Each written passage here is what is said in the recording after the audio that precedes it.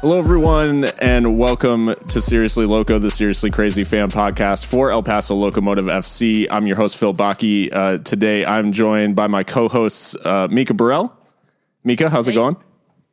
Going well, man. We got a good one tonight. Yeah, very good one. And I'm joined as well by Christian Canales. What's going on, Phil? I'm excited to be back for season. This is 4 now, right? Season 4, yeah. Wow. Yeah, we're deep into it. We're legit now. We've been around long enough, I think. Before I introduce our guest for the night, I just wanted to give a huge shout out to our Patreon patrons for the questions that they contributed to the interview tonight. So thanks for sending those in, and I'm really excited to dive into some of these. You asked some really good questions, so I'm looking forward to our guests answering. And without further ado, I'll go ahead and intro our guests. The manager of El Paso Locomotive FC, John Hutchinson. John, welcome not only to Seriously Loco, but welcome to El Paso. And how's the trip been? How are you adapting to the time difference? Yeah, look, at the time difference obviously was difficult when I first got here. But firstly, thanks for having me on the show. Appreciate it. Nice to meet you all. But yeah, El Paso's been fantastic. I spent some time in Mexico and Juarez sorting out my visa. Got here, I've got a car, I'm about to get an apartment. So, we're slowly moving forwards. But yeah, El Paso's been great. The people have been really nice. And what's most important for me, though, is the staff, the front office, and my staff and the players have been working really hard. And I think we're one of the first teams to start pre-season. And we want to get off to a really good start, and that's what we've done. You've obviously tried to hit the ground running, really busy, packing the preseason full. Is that is just part of your philosophy of getting the squad gelled and fit like really quickly? Yeah, look, it's when we talk about playing a brand of football, like attacking football and playing something where we want to be exciting, you can't do that without training hard. People say, everyone trains hard, but we want to train at an intensity that we want to play at. So it's just non-stop. We played the academy team the other day, the U19 team. And again, we're trying to implement this, and you can see the players are tight. They had a double session the day before. They trained in the morning before the game. We had a double session, I mean on field. Like we're on the field today, 2 sessions. We're on the field again tomorrow. We're on the field again twice Saturday in training, and then playing another pre-season game because we need to challenge these guys. And what I've found is we have a wonderful group. We've added some really good pieces. We can't wait till they get here. But, Mark obviously started this football club way back when it started 3 years ago, and he's done a great job in building it, but we want more. I want more. I want more for the players. I want more for the team. I want more for the staff. So, our demands are really high. I expect everyone to be here every day, willing to work really tough and work hard, work smart, whichever way you want to put that kind of phrase. But that's my expectations. And, as I said, we're just got off the training park. Players are heading home. They're going to head back here in 13 hours' time to go again. So that's the kind of stuff we want to get done. And they're doing it. The staff are working overtime, and the players are working really tough, and it's been a really good start for us. So we're going to spend a lot of time in this interview getting to know you in a footballing sense, getting to know you as a manager. But we had a question from Jake on Patreon asking a little bit about your personal life. He asked, I know you were probably busy with football growing up, but were you a surfer? Jake grew up surfing and has always wanted to go to Australia. Yeah, look, I actually live nowhere near the water. I lived in a small country town. I've surfed once. My mates were surfers. When I moved to Northern Beaches, to play for a football team, and obviously there's like beautiful beaches. So there was a guy, and his name was Dylan McAllister, and he's like, come on, man, come surf. And I stood up for the first time in about 4th attempt and caught this wave in and literally put the board in the sand, sat down, and never went surfing again. It was like, you watch the pro tour and you're like, oh, I've got this. It was easy. And It was horrible. The amount of times I got like dumped in the water, eating sand, tumbling, like I was in a washing machine. So yeah, I stood up once, I caught a wave, and that was game over. Never surfed again. That sounds like my experience skiing. Yeah. Hung up the skis for good. It's for the best for all parties involved. So obviously, as you like coming on board, we've done, there's been a lot of research. There's been a lot of time now for everybody to kind of get a sense for your background and everything. And one of the things that sticks out obviously about your background is the fact that you have an extensive playing career and you were a club legend at Central Coast Mariners in Australia. Talk about how that club, obviously you got your managerial start there as well. Talk about how that club has shaped you and how transitioning from those playing days into those coaching and managing jobs shaped you as the manager you are today. Yeah, it's a great club and still is. I still go home and watch all their games, and I think the start of it was a guy named Laurie McKenna, who's the manager. I had him in the old NSL before that broke up, and then we also created the A-League. And he was a great guy, but he was like a player's manager. Like, he got us so close, and, we would have ran through brick walls with this guy, and from there, a guy came in named Graham Arnold, who's now the national team coach, and I learned a lot from both of them, in different aspects. Laurie as a man management, Graham Arnold in terms of tactical and how it works. And but the issue I have is that, playing football is like driving a bus, right? That's how I say it. It's like driving a bus. Being a coach is like flying a plane.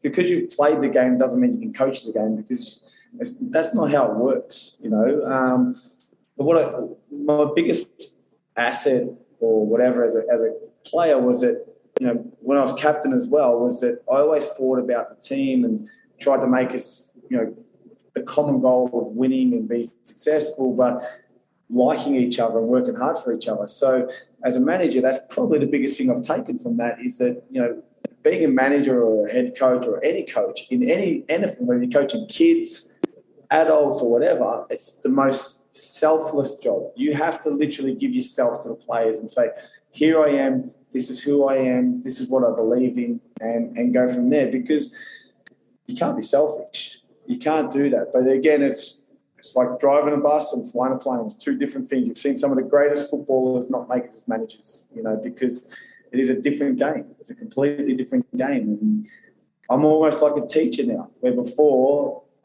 it was football is as an individual in a team environment. I train for myself to play on the weekend for the team that we play together.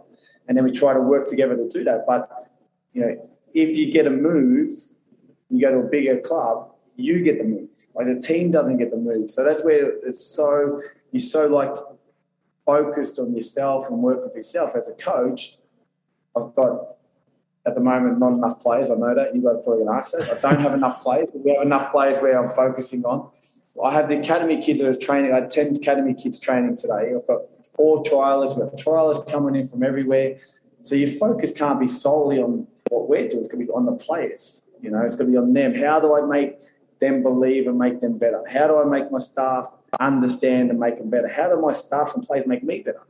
So we always try to create this family feeling where we're together. And I say to them, we're going to fight because we're family. That's what happens. But we have to drive each other forward. We can't be sitting in slow lane cruising along, because that's not what football's about. So that's how I started the Mariners. I had 2 wonderful coaches there. The first guy that gave me my start as a coach was a guy named Tony Wormsley, a wonderful man, gave me an opportunity. So, he taught me a lot. I was very grateful for my opportunity. And then from there, this led me to where I am now. John, obviously you spent a lot of time playing in the A-League, and then, of course, you've got, USL experience with the Seattle Sounders organization. Now you're here at Locomotive. Obviously, Australia, the United States, they're both kind of budding soccer nations, especially in comparison to, the European nations of South America and what have you. How do the A League and MLS or USL compare? Do they compare at all? Have you found any similarities in philosophy and coaching, play style, anything? We both call it soccer. We both call it soccer. That's right. But look, on a serious note, the MLS for me is just an unstoppable force. You know what I mean?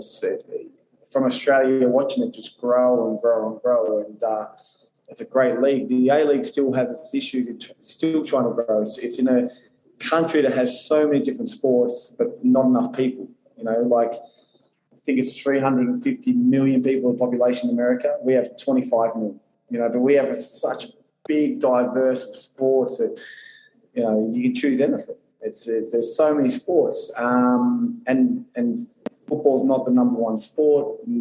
No, we want to be, but we're not. But the USL for me is comparable to the A League in terms of where it's trying to go. The USL is a good league. Otherwise, I wouldn't be here. I'm ambitious. I found a great club. I found great owners. I found some wonderful footballers as well. So it is very comparable to the A League. How they want to keep growing, but it is the countries are both the same because probably football is not the number one sport in both countries, and they've got to try to find where they can fit and grow with the other sports. I feel like in America they've got it right. They've found their niche. They're growing. A-League still needs to find that niche and grow. I had opportunities to coach in the A-League, but I actually really enjoy being abroad and coaching abroad. Now, my wife and kids might tell you different. They might not enjoy it so much, getting shifted around all the time. But as a coach, meeting new people now, I love this stuff. And working with players I've never worked with and staff, I didn't bring any of my own staff. I inherited staff. I hired some staff that I didn't know. Marina, I'm not going to even try to pronounce the last name. It's like this long name. She's a wonderful lady. She came as our analysis, and I gave her the role of Zoom. I gave her a game to watch and analyse, and she's done it, and I offered her a job on the spot. We've got a young coach named Gianluca from New York, and same deal. We had these guys all spoke to many coaches, and Gianluca stood out, and he got the job, and he came here and coached. And then there's Dom and JC. Saul and Ricardo, and we've got a strong staff here. Well, let's talk tactics. Let's talk philosophy, because I think that's what a lot of our listeners are really interested in, because, our previous coach, Mark Lowry, had such a, clear tactical philosophy. Obviously, a lot has been made about your influence from Ange Postecoglou, who you worked under at Yokohama F. Marinos. When Ange moved to Celtic, the move was met with a lot of skepticism. A lot of people were making jokes about it, like, who is this guy coming from Japan? It's kind of out of left field. Rangers fans especially were, taking the piss, as they say. There's fans as well as independent media. We're kind of clued into some of the fan sentiment as well. And there were similar kind of questions about your hire. Especially following, 3 years of relatively quick success under Mark Lowry. Is it motivating to you to kind of be unknown and in some ways underestimated, maybe? Yeah, look, first I'll speak about Ange because he's probably the greatest influence on my football, and when I was watching all the stuff, there was a guy, I don't know his first name, Brazil guy or something, and obviously that's his last name, was like laughing and joking. And I look at that and start laughing because I know what Ange is like. Ange is the greatest influence I've had on my football. It's an incredible man, just driver of football and so passionate, and it's hard not to follow it. And I'm not Ange Postecoglou. I don't pretend I'm him. I can't be him. He's one and only guy, and what I try to do is be myself, but based off principles that I've learned in life. So, when I come here, do I care that people think I'm an unknown? Do I care that people think that maybe I'm not up to it? That stuff doesn't bother me at all. It doesn't even drive me.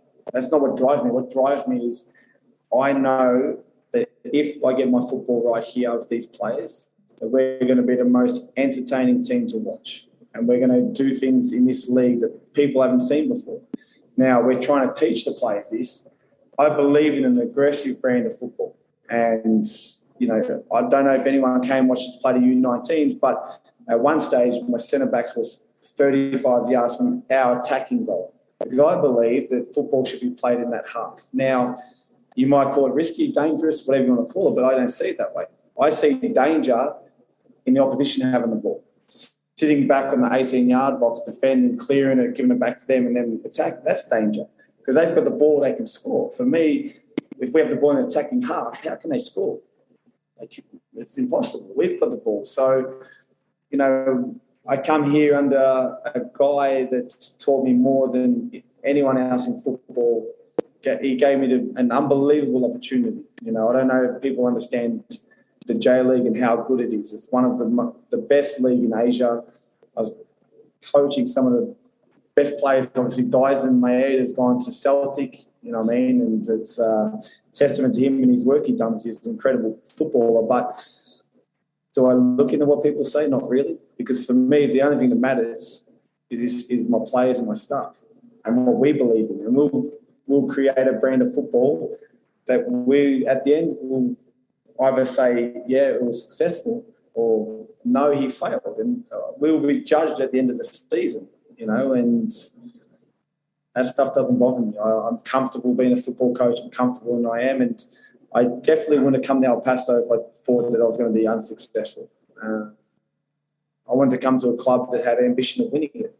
You know, and that's tough to win. USL's tough. You guys have seen it for the last 3 years, how tough it is to win. You know, there's some good teams and there's some good players in this league, but I'm here to try to create something a little bit different from what's seen in America, you know, what's seen in the USL. So I'm 100% a believer in the football.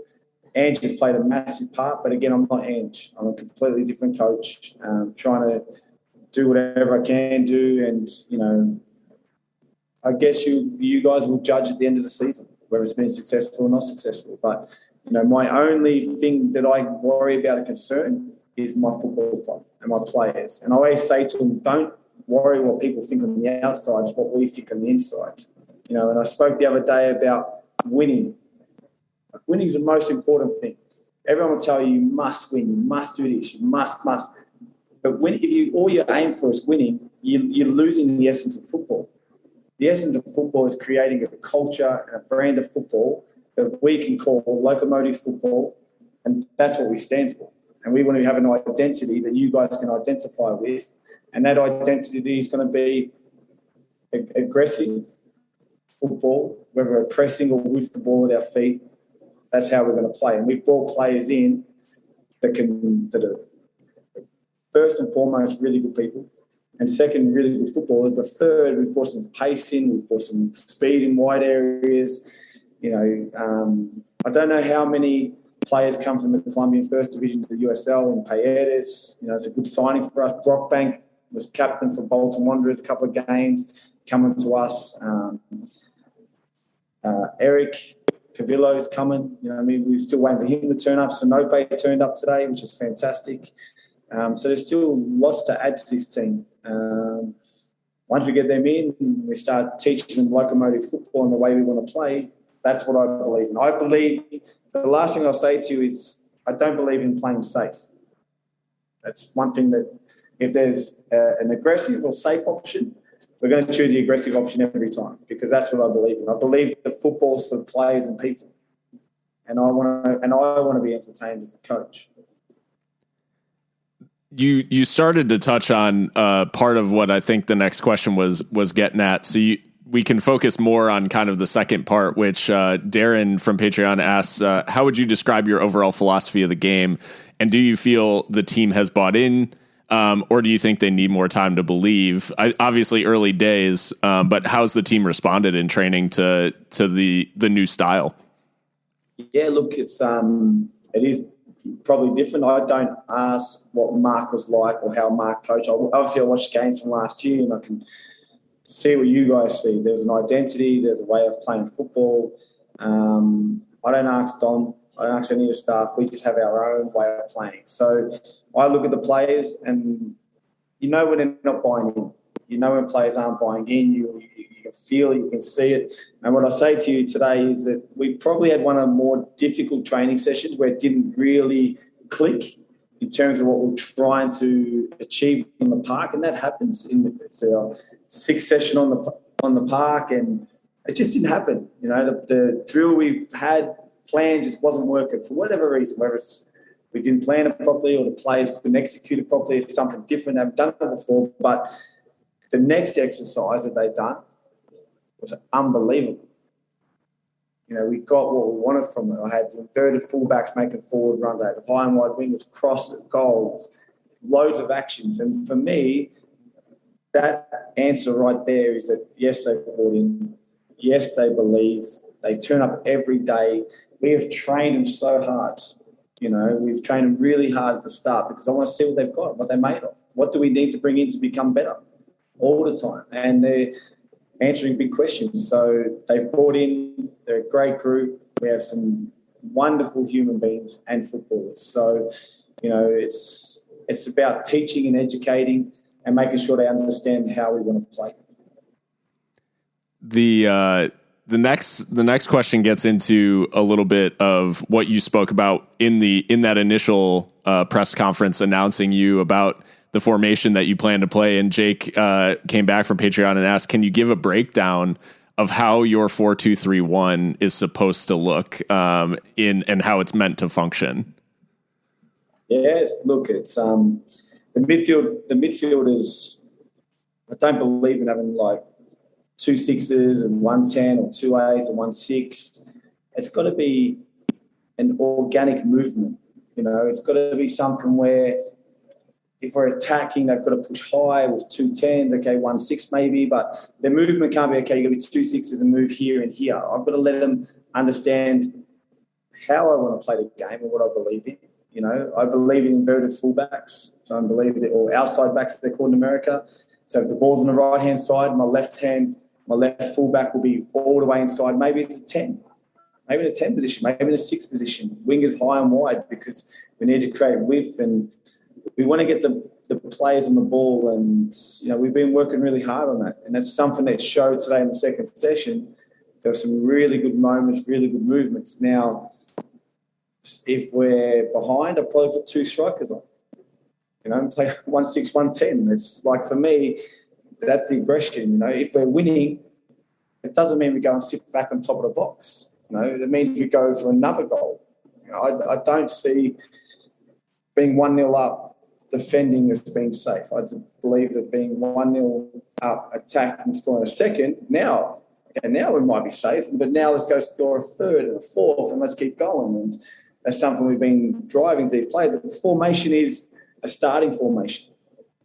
So I put down a piece of paper and I put it into the referee in the league and they write down, this is the formation we play, how the movements and the rotations work.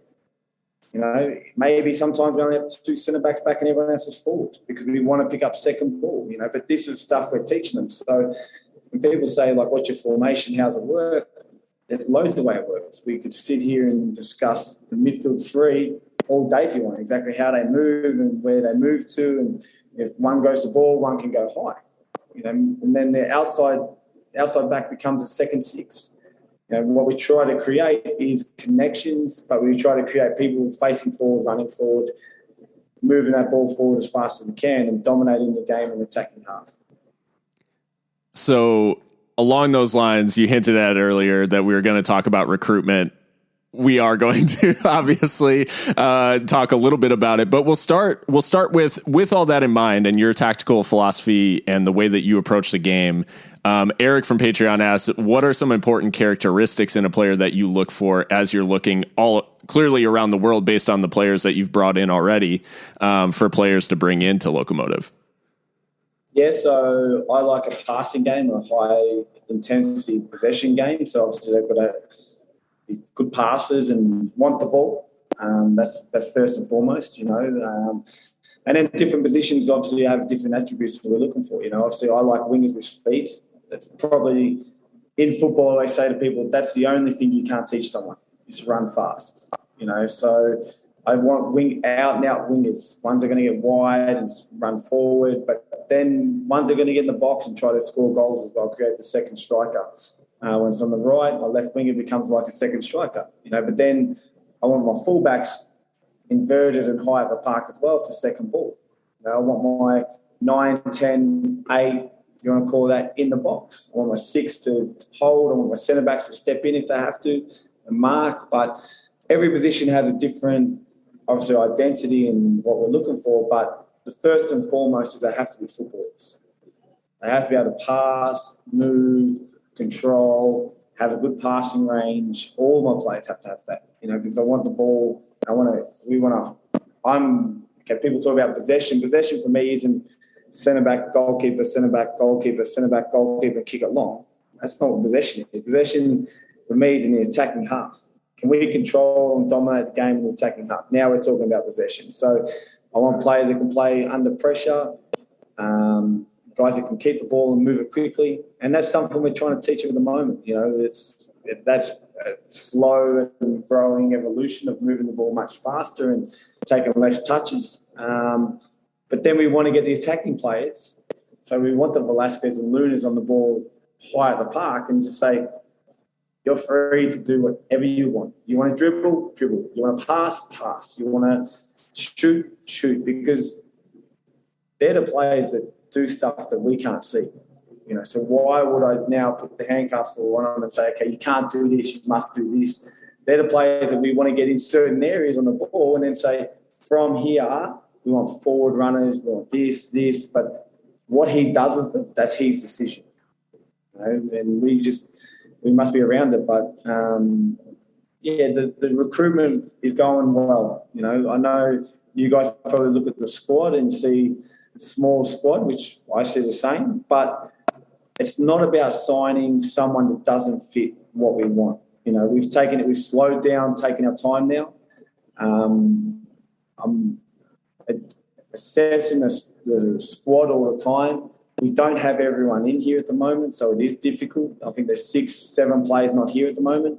So once they get in, we will work out exactly what we need and we'll chase that kind of player. So, Nick Hines is here. Obviously, we know Nick's lightning quick, good footballer, left-sided player, can play left back, left wing. So he's joined the squad. Sonope got here today. He's another winger that's hopefully quick from what we've seen. But a good player coming out of good pedigree, Tottenham Hotspur's academy.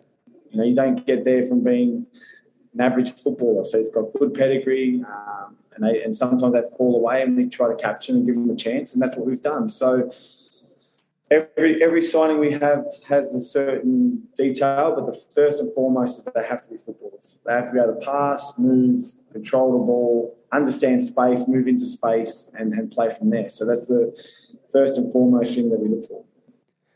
So talked a little bit about the top end, but at goalkeeper, that was one of the signings that fans were also really interested in. And obviously this week, Nick was asking from Patreon, he asked, big signing of what seems to be the new number 1, Evan Newton on loan from Vancouver.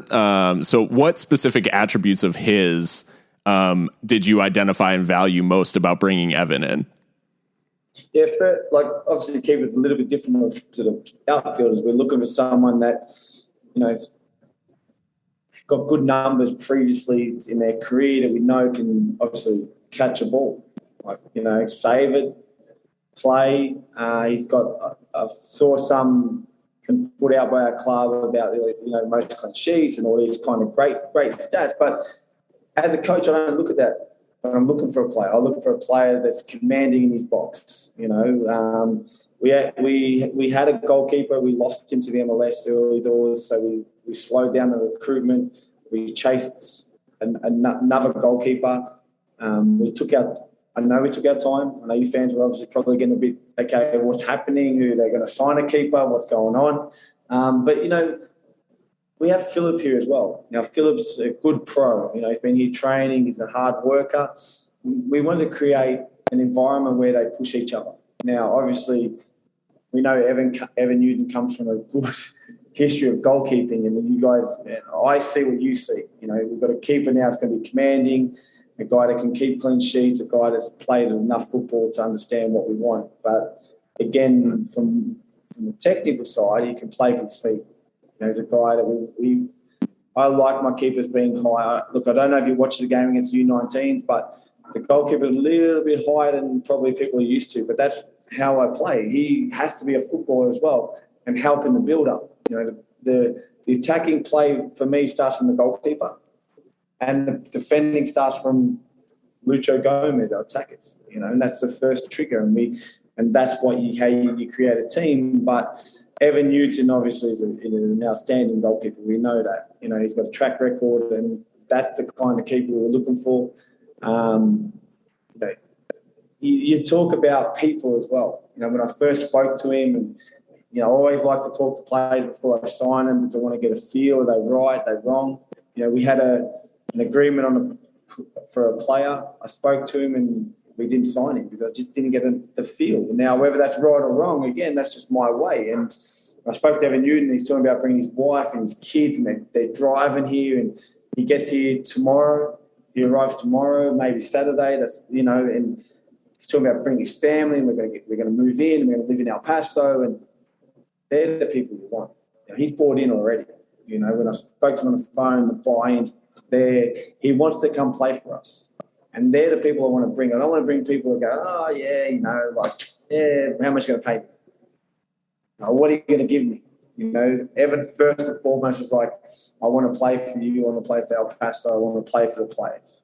And then we talk about everything else. And that's key because you've got to bring people that want to play for El Paso, want to be, you know, understand what it means to be here and what we're trying to create. And Evan definitely ticks all them boxes. So, Coach, right now as we're speaking to you, it's January. So in the wider football world, it is the January transfer window. I know I speak for all of us when I say we love transfers, love reading about it. At the USL Championship level, though, something that I'm always curious about is the mechanics of recruitment. How does that actually work? I mean, and what's your recruitment philosophy? Are you like contacts based where you've got like a metaphorical Rolodex or maybe a physical Rolodex, some people that you call up if you need players? Are you more data driven, a little bit of both? I mean, how do you actually go about finding players from all around the world? Yes. First, we haven't actually used the same agent twice this year. You know, so when you play, and I've moved around, obviously, you know, I actually read a funny comment when I first got hired about someone said that I have issues staying in one place for a long time. So I found that kind of funny. My wife showed me, and I laughed about that. But you get to meet people, you know, you get to meet agents, and my biggest thing is letting my staff view them players as well and getting their opinion, because their opinion counts to me, because they might see someone different, but in the end, I'll make a decision based on what I feel is best for the team. We obviously scout the player on, you know, you've got internet now, you've got Wire Scout, Instat, so we scout players through there. I try to watch a minimum of 4 or 5 games, full games, not just highlights. Then we click in and I look for the attributes of, obviously, if it's a winger, I look for attributes of 1v1 attacking, 1v1 defending, crossing, watch all them. And then you want to speak to people and get character references. You know, the best thing about Sinope when he was in the UK was my assistant coach, Dom, was there. So Dom actually met up with him, had a coffee. And I said, Dom, let me know about how he's a person. Because that's important. You know, we're bringing people from around the world. We need to bring good people, and we need to bring people who are willing to fight and want to play for El Paso. So we get references. I speak to the agent. I speak to players that have played with him. I try to find coaches that have coached him and say, hey, would you like as a coachable? What's he like as a person? So it's very thorough, I would say. You know, Marina and Dom and Gianluca and JC, they're all watching games. You know, when I might get sent 40 players, I'll cut it down to 5 and go, okay, these 5 I really like, and send them out. And they're watching games, actions. They might see something different. They send it through. We get on our contacts. We contact people that know them, and really thorough decision. But what I say to you is it's still the unknown. I don't know.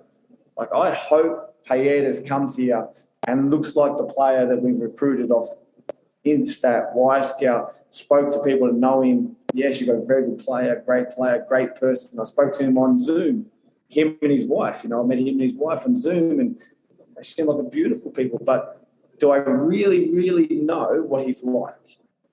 I've got no idea. We're taking gambles all the time. That's what football coaches do.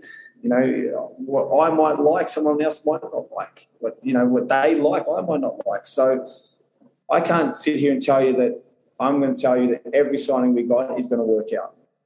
Because I can't. It's a lie. So what I'm going to say to you is we've done the most research we can, looking at the player's attributes as an individual, looking at a player played within the team, contacting people that played with him or coached him, and then talking to the player himself and explaining to him what we're trying to do here.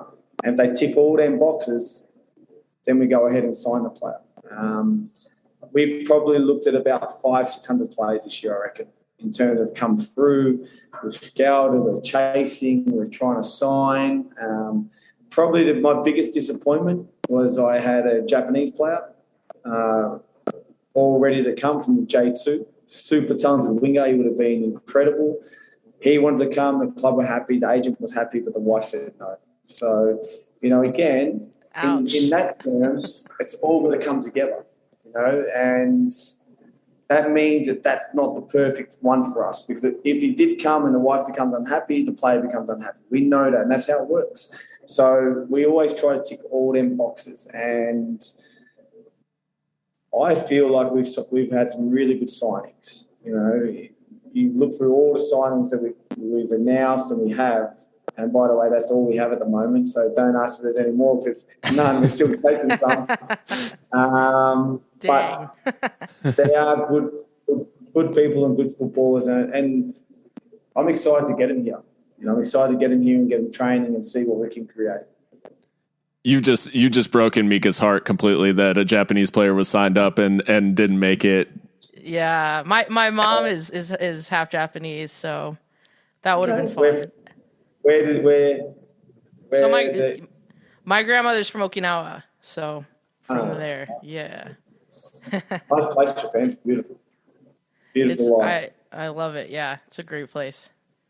So the last question on recruitment that I'll ask is, obviously you've taken a little bit different approach. USL teams often are kind of like swapping players between them, and there's a little bit of this just kind of like players are cycling back through the system a little bit, where they're just changing teams, and they're known quantities who are USL fans have seen them. They know their quality, that sort of thing. You've taken a little bit different approach, couple of USL guys, but primarily guys abroad.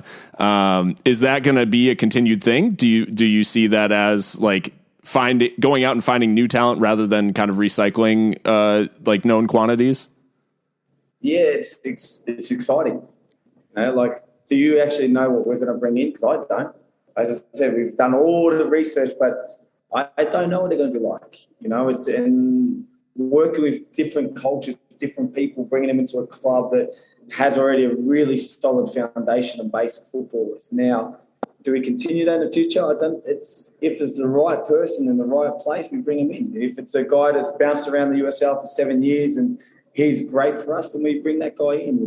The one thing that we probably focused on that I haven't touched on is, when I first grabbed this squad and had a look at it on paper, the first thing I looked at was we were a pretty old squad.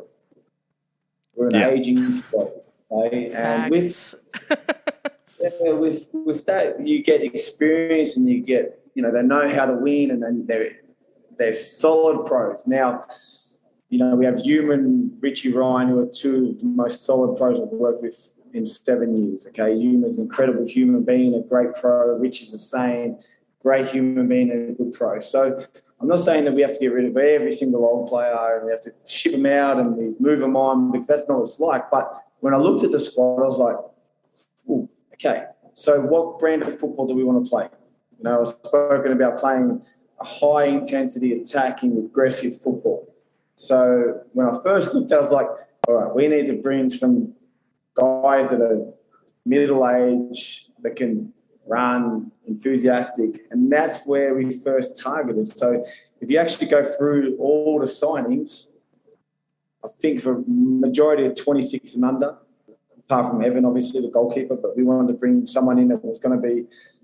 We've got 2 experienced goalkeepers, and we needed that. Brockbank, I think, is 23. Paedes is 26. Cavillo's 23. Tanope is 25. Nick Hines is 24. All these guys we're bringing in, that's what we needed. So it's kind of we refresh the squad as well. It's not saying that next year everyone over 30 we're going to ship out, because we've got some wonderful footballers. Velasquez, Dylan Mayers is on fire.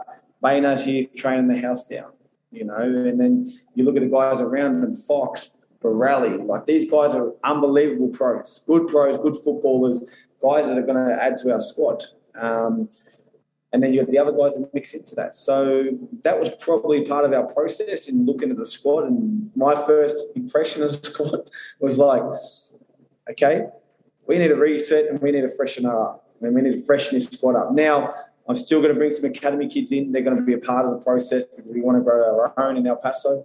Although I've only been here 2 weeks, this is our team. It's your team, it's my team, it's the players' team, it's everyone in El Paso's team, and we have to grow those kids to make it. And I got asked the other day tell me about all these talented kids. Well, I'll tell you one thing: it takes time. Time with kids. If you've got your own kid at home, that you might tell them to pick their washing up off the floor. They ain't going to do it for the first 6 months. It's a process. It's like, come on, man. My son anyway. Come on, clothes off the floor. And finally he does it one day. You're like, he's done it. Footballers are no different.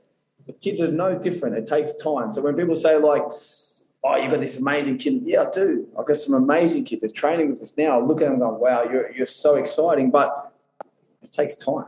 They're going to go through highs and lows. They're going to have incredible time this year. They're going to have massive lows, and that's up to us to manage that. So, it's exciting, but we've added some. I don't want to be youngish, mediumish guys to our squad to freshen it up. We had to refreshen the squad, and we're good to go from there. I think that was something that all of us here were also thinking the last couple of seasons. So definitely it was not lost on us that the signings coming in were of the younger variety. But Christian, I think you've got one for Coach now. Yeah, Coach. So with season, technically still 2 months away or so, but that stuff comes up on you quick when you have as busy as an off season as you're planning out. Our home opener being against New Mexico United, I don't know if anyone has clued you in yet, but that's the biggest game of the season for us. So I'm just kind of curious what in your coaching history, when you have those big rivalry games, do you personally prepare mentally for that? Differently than any other game? Is it all the same to you? What's your mentality going into those kinds of matches? Yeah, look, it's really so. Again, winning's really important. Okay, I'm going to say to you guys, you want to beat New Mexico, you're going to go, you better win like this. You all want to win, okay? And I get that. But for us, again, it's about playing our football, because I believe in that brand of football. Now, we know as footballers and coaches that how important this game is to the club and how important it is to the fans. So by having that, of course we understand we want to win, because we know we're going to send you guys home happy. We're going to send everyone home happy. We have bragging rights. We want to beat New Mexico. I agree. I'm on the same path. But in preparation, we can't change. Because if players see us nervous or players see us like, get the pitchforks out and let's go on war, and they're going to be like, what's happening here? Why is coach and the staff being different for? So my process is always football based. We base it on our football, how we want to play, what we believe in. But I don't want them to not understand what it means for the fans, because that's the fans are huge for us. The people of El Paso are huge. So, I like doing team talks, like 2.5 hours before kickoff, and then leave them to their own mind, their own thought process. My staff will take care of them, prepare them for the game. We're good to go. But, like a little snapshot would be that I would speak about what this game means to the fans in my team talk. Like, what does it mean to the club? What does it mean to the fans? We're a part of that. This club means something to the community. So if we want to go get a meal in the next couple of days after the game, you'd probably want to be trying to win this game, because otherwise people aren't going to be so happy. So, every time I talk to players, it's not about just winning and losing, but it's about what does the game mean. And I know how much this game means to everyone in El Paso. So that team talk will be based around what does it mean to the fans for you guys to go out and perform today. Not win, but perform. Because they perform, and I know they perform, and what we're trying to create, we're going to win that game. So it's always about the performance. Can we perform? Can we do it for the fans? Can we send them home happy? And that's what the team talk will be about on that day, because I know that's what it means. But we don't change our processes. We don't change what we do. We don't add in training or add in video or, do crazy things. It's the same. Because if they see us changing and doing all this, and they're like, oh, what's happening? They're unsure. We want players to understand that we know it's a big game for the fans, but we continue the same processes of football and what we try to create to go out there and be successful. So to close things out, Nathan from Patreon asks, what would be your definition of success in the first season? Winning record, playoffs, U.S. Open Cup run? Are there targets aside from, obviously, because you've talked about exerting your philosophy, playing your style of football? Is that success for you if you're implementing that style, or do you have targets that you have on the wall in terms of success in season one?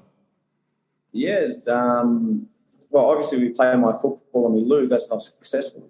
That means it's broken, so I've got to go away and fix it. So, the football will be defined by results. I'll be defined at the end of the season by results. You will say, has the coach been successful or has he been a failure? Everyone will have their opinions and roll with that. And my personal thing is creating a brand of football that is going to win us football games. Now, I talk about like the style and how I see it, because I believe in it so much that will win us football games. I don't talk about the winning and losing, because winning and losing is an uncontrollable. We could have 30 shots, the opposition have 1 shot and lose 1-0. We could have 1 shot and the opposition have 20 shots and we win 1-0. Like, it's an uncontrollable. Like, sometimes that ball just will not go on the goal no matter what. You can stay there all night. It's just not going to go in. So it's an uncontrollable. What we can control is how we play the game and what we want to create as football. So to answer your question, because I've gone around the bush, yes, winning is super important and we want to be successful. We want to aim to win the championship. We want to aim to win the Western. We want to aim to go in the USL final. We want to aim to win that. We want to go on an Open Cup run. Will I be disappointed if none of that happens? Very, very disappointed. Very disappointed in myself, in what we try to create, but that's not going to happen. It's not going to happen because I know what we've got here. I could see us building. The greatest thing I read was some guy writing us off in an article saying it's not the same, it's a different coach, the players, they're not going to be. That's great, no problems. Because I say to people, like, have you watched these guys train yet? Have you watched what we're trying to create? You don't know us as a team. You don't know us as a family. So don't come and throw rocks from afar and think that that's going to affect who we are. Because, again, nothing changes. We create this football environment. We call it locomotive football. And I know when we get it right, you guys, the club, the players are going to be super happy. Winning counts, and that's what we're aiming for. I don't know if you've had a chance yet in the limited time that you've been here, but I think I'm assuming it's new to you because I think this might only happen in America. But obviously, we play in a baseball stadium. Can we get your thoughts on that? Yeah, look, when I was at Seattle Sounders, the second team, we played the baseball stadium in Tacoma, and I actually really enjoyed it. The staff there done amazing to turn it from baseball to football and then back again and changing it and lift mounds up. And I was in awe of what they were doing. I was like, this is super impressive, I'm fortunate enough to be staying across the road from the stadium. I got to go through the stadium, have a tour and go on the field and see where the fans sit. And I watched loads of games from last year I watched a few while I was overseas. I used to follow the USL still because obviously I had players that I coached and wanted to see what they were doing and how they were going. But I think it's wonderful. The fans are literally on top of the football park, It's a beautiful stadium. And when it's turned to football, it's a football stadium. It's no longer a baseball stadium. It's a football stadium. We have a beautiful field. We have incredible facilities. And I go there as a football stadium, and we created, well, not we, but you guys, the fans, create an incredible atmosphere for the players. I saw it last year. I can't wait for it this year. And we want to give something in return. And in return, what we want to give you is our football. We want to give you something where you're going to watch and go, wow, this is what we're talking about. Now, are we going to win every game? No, we can't. That's impossible. Unless you're Arsenal, the Invincibles from many, many years ago, impossible. But, we're going to try to. We're going to try. Love that reference, Coach. But what I'll say to you is we will never go to a game trying to draw. We will go every game to win. Whether it's away to an MLS team in the Open Cup, whether it's playing away against any team in the USL, we are going to win. And that's first and foremost what we're going to try. And at home, that's the goal, every time to win. Not to 1-0, it's 88th minute, we're going to sit back and take the point. We're going to go for it because that's what I believe in. So, I just think I saw the baseball stadium. When we were there, it's a football stadium. We have football people in the building. We have a football field. We have goals at either end, and it is a really beautiful stadium. I can't wait to see the fans there. And I know the players are already looking forward to start the season, because obviously they want to get out of pre-season because we're training them pretty hard and they want to get playing games. But they've told me about it. My staff have told me about it, the front office, and we're just looking forward to getting home and putting a show on. Well, Coach, thanks again for joining us. And the last thing I'll ask before we let you go and enjoy the rest of your night after a long day of training is, have you had any chance to enjoy some good El Paso food? And if so, what's the best thing you've had so far? Yeah, look, the only issue I've got with El Paso food is the amount. They put these serving trays out. In Australia, I'd call it a serving tray. The lady, the most beautiful food. I've been to some wonderful places. So I don't know if this is normal, but when I go somewhere, I always ask the waiter, waitress. They say, "Are you ready to order?" I'm like, "Yeah, I'm ready to order." "What do you want?" I go, "What would you have? What's your recommendation?" You tell me. So I literally just hand them the menu without looking at it and saying, "How about you just choose whatever you want and bring it out?" And I've had some every time I've had incredible meals. But the Mexican food here is incredible. I'm not going to lie, but there's way too much. We need some portion control. It's it's the whole country, Coach, not just us. Gives me breakfast and dessert and everything. I'm just this is incredible. So look, I've been around at night time, looking for places. Obviously, wife's not here, and it's not a very good cook for one. So I kind of head out and see what's around, and everyone's been really kind and really nice, and the food is exceptional. I'm going with the Mexican food is number one here. But I tell you what, we definitely need some portion control happening here, because I can't keep eating as much food as I'm eating. Otherwise, I'm going to have to start running clothes, and that's not what I want to do.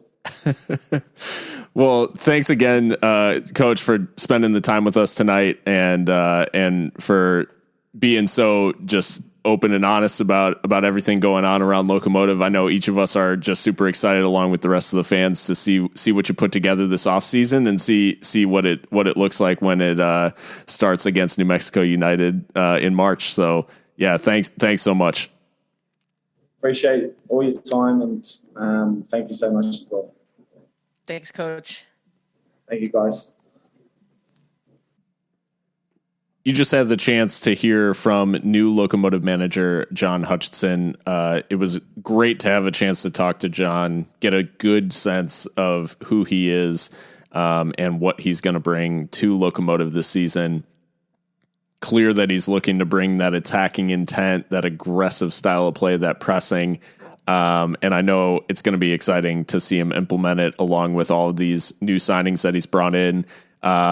More of which are to come, and we will be following along all season long with Locomotive. And this is the first of many interviews that we'll be doing with new faces around the club in our Getting Loco series.